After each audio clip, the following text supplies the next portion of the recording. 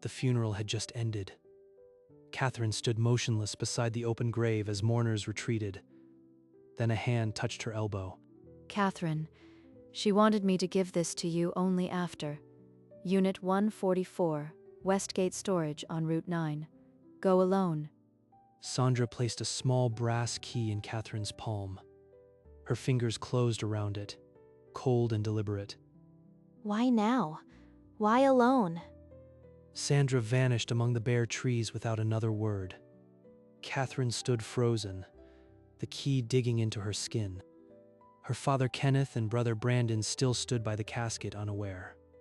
Their grief was public. Hers had just twisted into something else. We should start toward the house. People are waiting. Mom, what did you leave me? She slipped the key into her coat pocket and forced herself to walk toward her father, the weight of it like a stone against her hip. Unit 144. Route 9. The words echoed as she joined the remaining mourners. Nobody noticed the brass key in her pocket, but it had already cracked open a door she didn't know existed. Catherine slipped away from the reception, claiming a headache. She slid behind the wheel and pressed the key into her palm until the metal bit into her skin. Unit 144. Route 9. The words replayed in her mind, a secret she couldn't shake. A memory surfaced, sharp as the key. Donna in the hospital bed, her eyes sunken, gripping Catherine's hand with startling strength.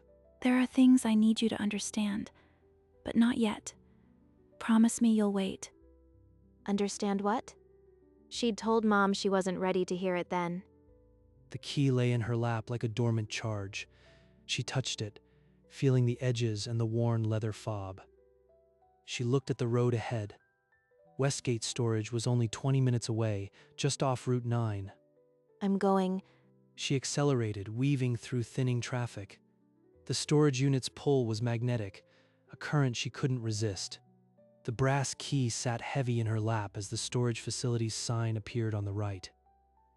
She pulled into the empty lot and parked near the chain-link fence. Rows of orange doors stretched ahead, silent under the overcast sky. Unit 144 sat at the end, its padlock untouched. The key warmed in her hand as she walked toward it. This is insane. Mom wouldn't hide something from me. But the key fit perfectly. The padlock clicked open. Metal groaned as she rolled up the door, revealing a dim, dusty interior. A bare bulb flickered on. Inside stood a metal filing cabinet and neat stacks of cardboard boxes, all meticulously labeled. She stepped inside. The air was thick with old paper and a faint trace of her mother's lavender perfume. She was here. Mom organized this. For how long? The cabinet drawers were labeled in Donna's handwriting. Financials, photographs, correspondence. Each word a quiet accusation. Catherine's hand trembled as she touched the top drawer. The brass key was still clutched in her other palm. Then she pulled it open. The drawer held manila folders, neatly organized. Catherine's fingers found a photograph, the edges worn. She lifted it into the dim light. Who are they? The photo showed her father, Kenneth, smiling beside a blonde woman she didn't recognize. Two young boys, maybe 9 and 11, stood in front. A second photo, Kenneth in a backyard, grilling. The same woman laughing, the boys chasing a dog. A normal family. His other family. No, no, no, no. She dropped the photos and grabbed the next folder. Bank statements highlighted in yellow. $480,000. Transferred from joint accounts over 12 years. He drained them. Mom knew the whole time. The evidence was meticulous. A private investigator's report, hotel receipts, a timeline spanning a decade. Donna had assembled a case against her own husband. She was archiving his betrayal, alone for years. And beneath the bank statements lay a thick leather journal, Donna's handwriting on every page. Catherine's hand hesitated. Then she lifted it. Catherine opened the journal. The first page was a timeline, starting 12 years earlier. Donna had logged dates, locations, amounts, every lie in neat columns. 12 years. She knew from the very beginning. She turned the page. Notes on a private investigator, copies of credit card receipts, a list of hotel reservations. Each entry felt like a fresh cut. Then a separate page, 3 names written carefully: Michelle, William, Lucas. No explanation, just the names of his other family. She even knew the boys' names. Tucked into the back cover was a sealed envelope. Her name, Catherine, written in the same steady blue ink. No other mark. This is what she really wanted me to know. The rest was just backup. Her thumb slid under the flap, the paper resisting for a moment. Then she stopped. Her hands were shaking. If I open this, there's no going back. She lowered the envelope to her lap, the journal slipping to the floor. The silence in the unit pressed against her ears. With a ragged breath, she ripped open the envelope and unfolded the pages, her mother's familiar handwriting blurring before her eyes. "My dearest Catherine, if you are reading this, I am gone. I need you to protect your half-brothers. They are innocent in all this." Protect them? The children of the woman who stole my father? "There is a trust I established. Fund their education anonymously. Let the truth come on its own timeline." Anonymous funding. She turned her discovery into a shield for them. "I have arranged for Frank to receive a letter 1 year from now if I haven't spoken first. The clock is already ticking." A year. She's making sure I don't interfere. Donna had drafted this letter over weeks, her resolve hardening with each word. She knew exactly what she was asking. She chose me to carry this. She believed I would do the right thing. She let the pages fall to the dusty floor. The brass key glinted beside them. She was now the keeper of a secret that would reshape her entire family. Catherine gathered the scattered pages and the brass key, then rolled the door shut. The metal slammed into the concrete with a hollow echo. She dialed Sandra from the car, the key digging into her thigh. The call went to voicemail. No message. She's ignoring me.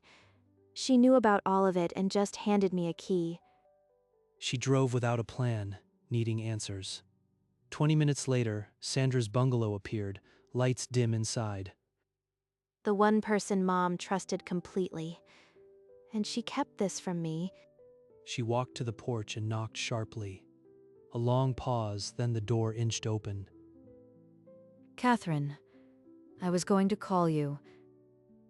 You gave me a key to a storage unit full of my father's other life. Tell me why. Sandra's hand tightened on the doorframe.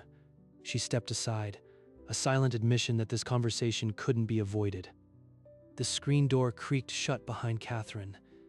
The house smelled of stale coffee and long-held secrets. I helped your mother plan this for 10 years, Catherine.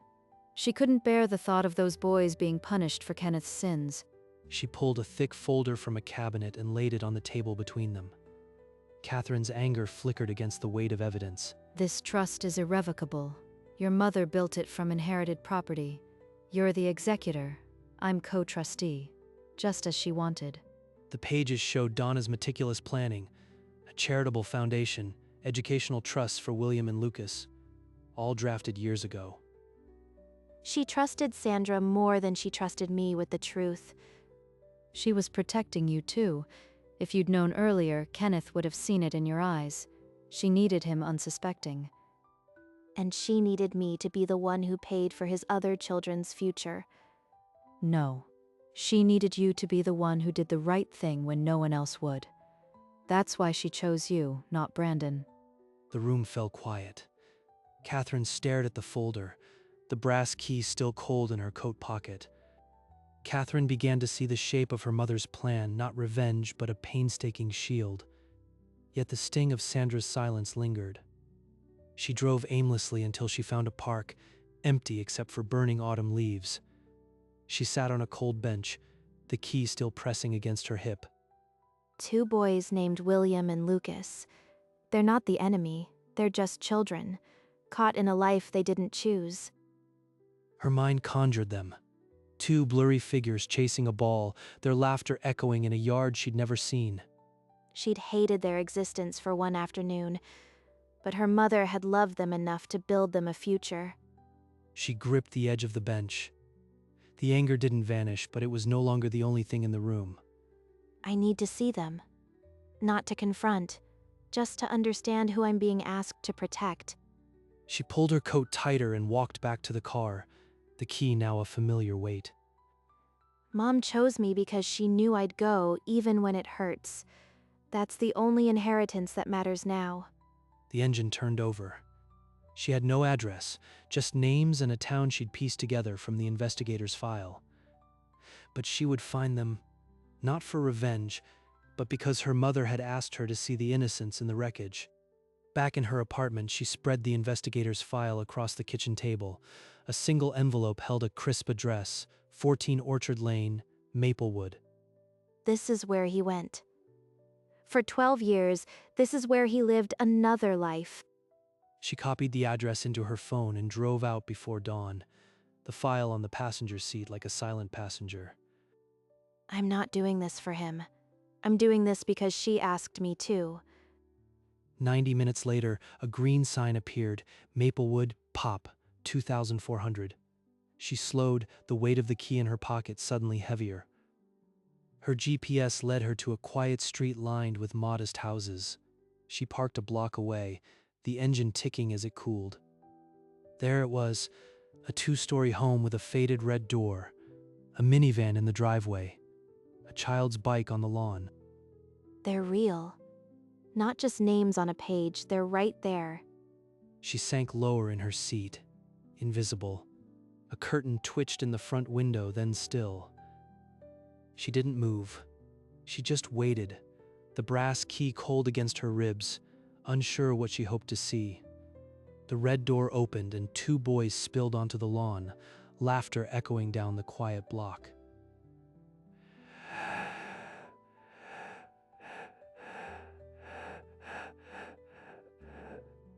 The older one kicked a soccer ball. The younger chased after it, his lighter hair catching the morning sun. Mom wrote their names in the journal. Now they were real, William and Lucas, my father's sons. They played without a care, entirely unaware of the woman watching from the parked car. Catherine pressed her hand flat against the cold window glass, her breath fogging the pain. They're just kids. They didn't choose any of this. When Lucas stumbled, William helped him up and brushed grass from his jeans. The gesture was so ordinary it nearly broke her. How could I ever hate them? They're innocent in all this. The boys stopped playing and ran toward the house, the screen door banging shut behind them. She sat motionless in the car, the brass key pressed against her forehead, tears finally flowing. An hour passed. Then a silver sedan pulled into the driveway. The man who stepped out was her father. Kenneth knelt as the boys burst from the door, throwing themselves into his arms. He laughed, a sound Catherine barely recognized. He looks so happy, so at ease. That was never the man I grew up with. He swung Lucas onto his hip. William grabbed his leg. The 3 of them walked inside together, a perfect family tableau.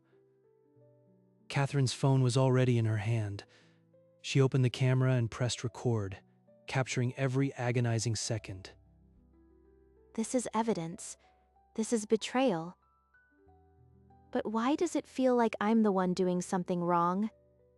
Through the living room window, she saw him lift Lucas to his shoulders. The little boy's laughter was muted by the glass. He's their dad. A real dad. And in that other house, he was just a man who paid bills and lied. The curtain flicked closed. The street fell silent again.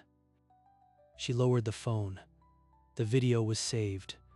The brass key was still warm in her pocket, and now she had something worse than anger, proof of happiness she couldn't share.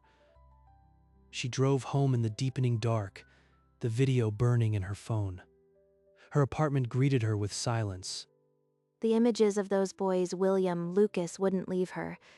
Their laughter, his arms around them. She poured coffee she wouldn't drink, then dialed Frank Morrison's number. He answered on the second ring. Catherine, I've been expecting your call. Your mother prepared me for this moment. Of course she did. Mom had a plan for everything. Even this. The trust is irrevocable. Once you sign, there's no undoing it. The educational funds will be locked in. This is it. The point of no return. Send me the papers tomorrow. I'll sign. After the call, she went to her desk, where the file from the storage unit waited. She closed the drawer on the evidence.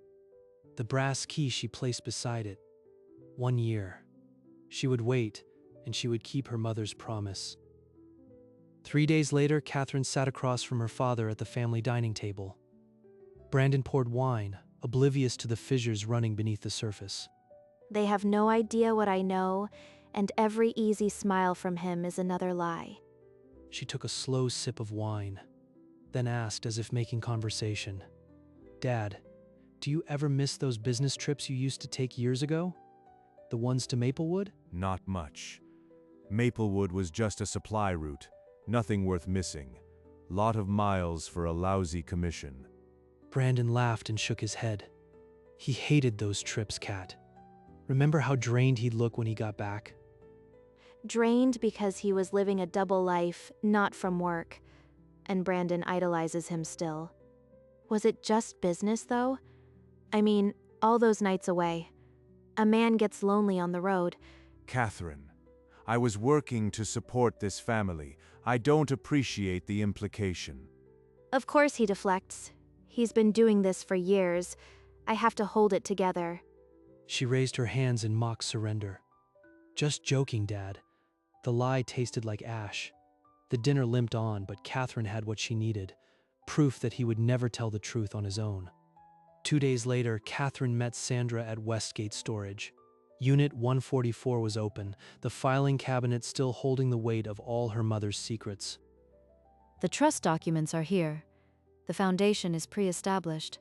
All you have to do is sign the initial funding check. My name on a check for hundreds of thousands, and they'll never know where it came from. She took the pen. Her hand trembled over the paper.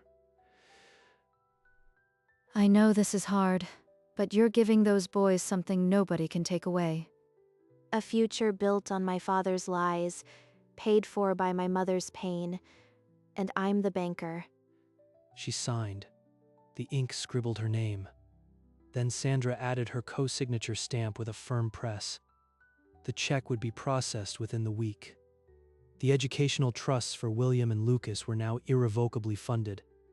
Catherine closed the folder and pushed it toward Sandra. She pocketed the brass key. One more step completed. The clock kept ticking. Sandra tucked the folder into her bag. Catherine stood and faced the open unit, the filing cabinet still holding the evidence she'd never destroy. You don't have to carry this alone until the year is up. I'm here. I know, but the waiting is mine. It's what I owe her. She grabbed the metal handle and pulled. The rolling door clattered down, blocking out the dim light inside. The padlock snapped shut under her fingers. Unit 144 was sealed again. She looked at the brass key, its edges worn from years in her mother's drawer.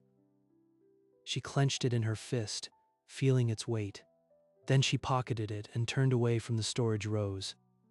She walked toward the exit gate, the autumn wind pulling at her coat. The brass key pressed against her thigh with every step. The countdown had truly begun. 3 months bled into autumn. Catherine knelt at Donna's grave, the grass still new, the headstone cold. I did what you asked. The trusts are funded. They'll never need to know it came from me.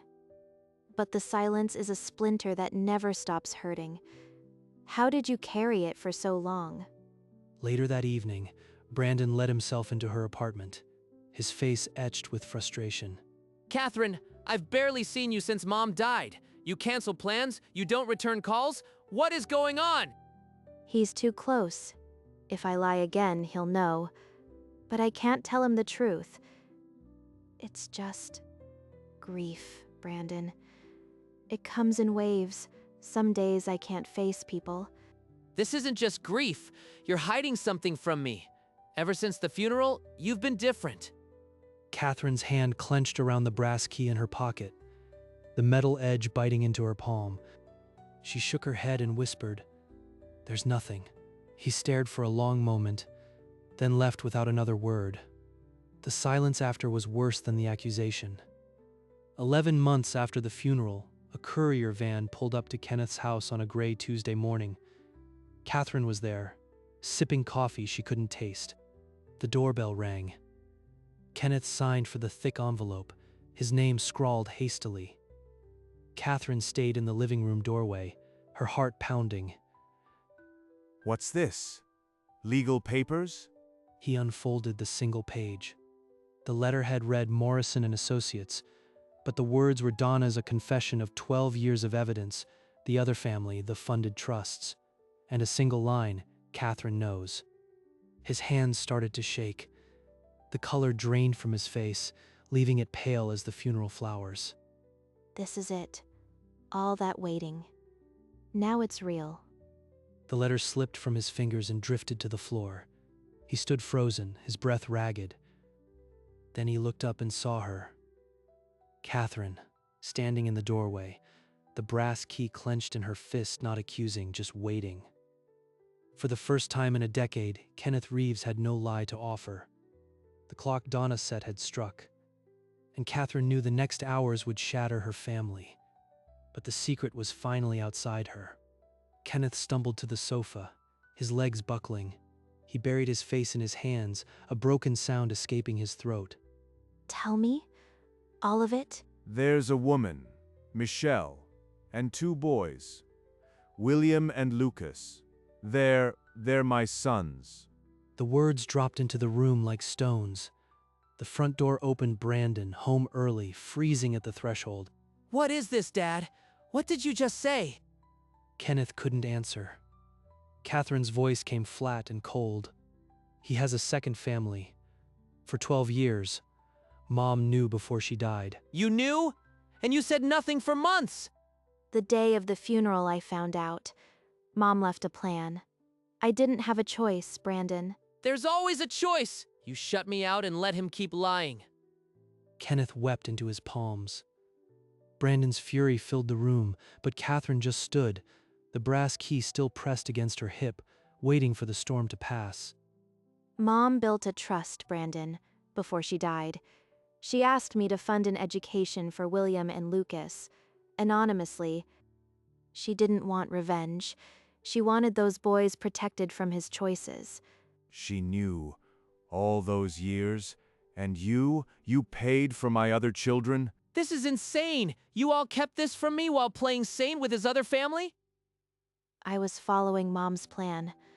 I thought if I told you early, Dad's lies would have buried everything before the truth could come out. I can't even look at you right now, either of you. The door slammed. The sound ricocheted through the silent house. Kenneth slumped lower, a man undone. The letter lay crumpled at his feet like a discarded blueprint of his wreckage. It's done. The boys will have their trust. That part was never about you. She turned and walked out, the brass key still clenched in her palm. Her family had shattered, but her mother's promise remained unbroken. 3 weeks later, Catherine walked into a sunlit park carrying a frisbee, her heart pounding. By the swings, 2 boys were waiting. She tossed the frisbee toward the older boy, William. He caught it with a grin, and Lucas clapped. Good throw. You've got an arm on you. They played until the sun dipped low. Catherine taught Lucas how to flick the disc, her laughter blending with theirs. They have no idea who I am, and that's how it has to be. When it was time to go, Lucas ran ahead toward their mother's car. William paused and waved. "Thanks for playing, ma'am." Take care, William. She watched them drive away, her hand still raised. The brass key in her pocket felt lighter than it had in months. They're safe. That's all Mom ever wanted. She stayed until the park emptied, then walked back to her car. The long silence was finally her own. The next morning, Catherine returned to the cemetery under a pale autumn sky. The grass around the grave had thickened, the headstone cool under her fingers. I kept my promise, Mom. The boys are safe. I hope you can rest now. She reached into her pocket and pulled out the brass key, the key that had unlocked a world of betrayal and grace. She laid it gently on the granite. I don't need to carry this anymore. It's hers now. She stood and brushed the grass from her coat. The autumn wind stirred the fallen leaves around her feet. She turned and walked away down the winding path, the cemetery quiet except for the rustle of dry branches. Behind her, the small brass key caught a glint of breaking sunlight, a lone marker of a mother's long hidden battle. You were right, Mom. Protecting them was the only answer. Catherine walked toward the gate, her hands empty now, her steps light for the first time in a year. And in the silence, the only sound was the rustle of leaves and the faint echo of a promise finally kept.